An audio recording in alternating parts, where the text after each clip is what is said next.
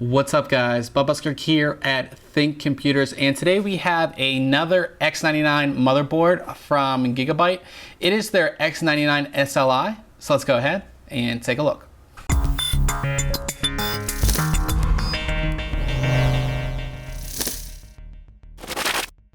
Alright, so the X99-SLI comes in a pretty nice retail box. It's the typical box we see from Gigabyte really when it comes to their motherboards.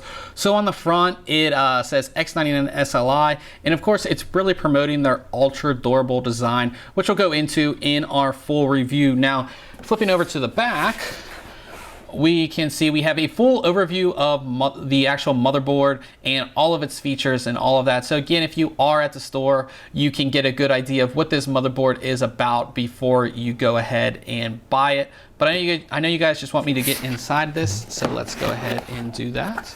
So as you can see, this is kind of how everything comes. Motherboard's protected in an anti-static bag and all of that. So we'll get that out and we'll take a look at that second.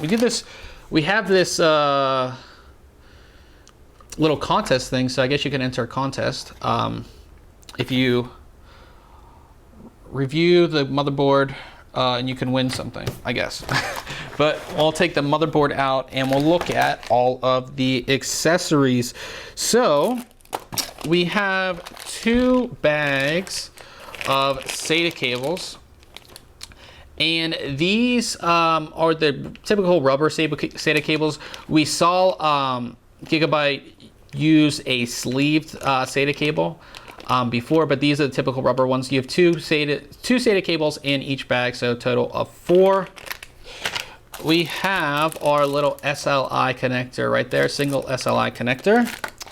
We have our IO shield, which is black. Nothing special about this one. We've reviewed a couple motherboards where these light up, but it's not this one, of course. And then we have our multilingual installation guidebook, and we have a crossfire connector, single crossfire connector.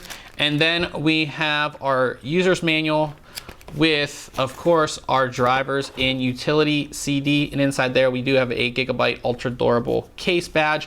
One thing with drivers, which I always like to tell you, is go to the manufacturer's website. So go to Gigabyte's website and get the latest drivers, probably because the ones on this CD are going to be outdated. So if before you build your system, or before you break down your old system, or if you have a laptop or something like that, go ahead and grab the latest drivers, put them on a flash drive before you go ahead and do your motherboard installation. So taking a first look at the motherboard, you can see that Gigabyte has gone with their typical black and gold design on this board. So you have an all black PCB. It's sort of a matte black PCB. I don't know if the video is actually doing it justice.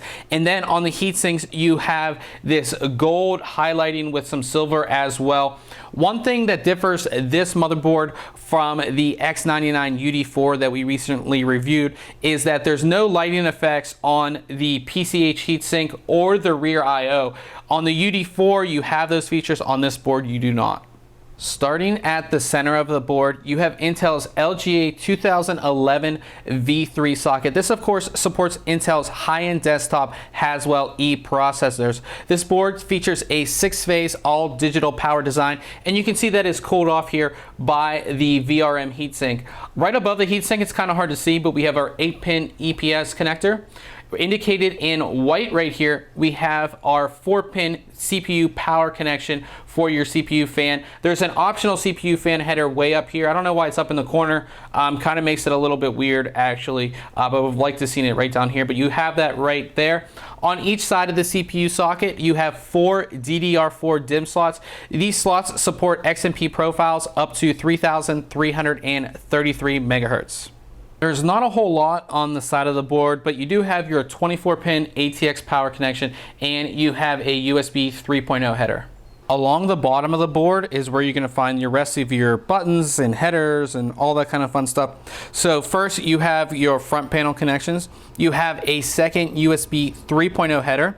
You have a CPU mode switch, 2 USB 2.0 headers, a 4-pin fan header, TPM header, a Molex connection for bringing extra power to your PCI Express slots, and a 4-pin fan connector, and finally your front panel audio connections.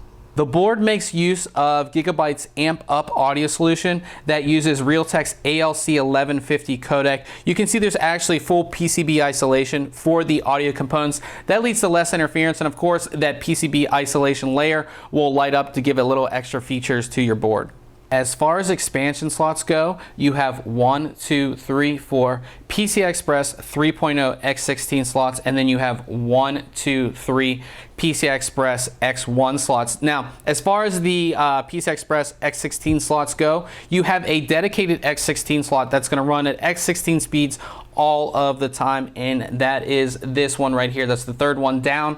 Now, if you have 2 cards installed, the first and third slot, they're going to run at X16 speeds. If you have 3 cards installed, say 1, 3, and 4, they're going to run at, these 2 will run at X16, and then the bottom one will run at X8. And then if you have all 4 slots populated, 1, 2, 3, and 4, all of them are going to run at X8 except for the third one down, which will again always run at X16 speeds. One more thing is that right above the top PCI Express slot right here is another 4-pin fan header. In between the second and third PCI Express slots is 2 M.2 slots. The first one here, the lower one, that one is actually used for a Wi-Fi or Bluetooth card that you can get optionally. And then the higher one, of course, is made for M.2 SSDs. Finally, on to the rear I/O. We have a dual PS2 ports, one for your keyboard and one for your mouse. 2 USB 2.0 ports, 4 USB 3.0 ports, Gigabit Ethernet, 2 more USB 2.0 ports, your audio connections, and then you have your spot here for your Wi-Fi antennas if you plan on getting that optional Wi-Fi card. So that wraps it up for our quick unboxing and overview of Gigabyte's X99-SLI motherboard. Now make sure you check back very soon on ThinkComputers.org as we'll have our full written review. And remember guys, if you enjoy our videos, why don't you subscribe? Catch you guys later.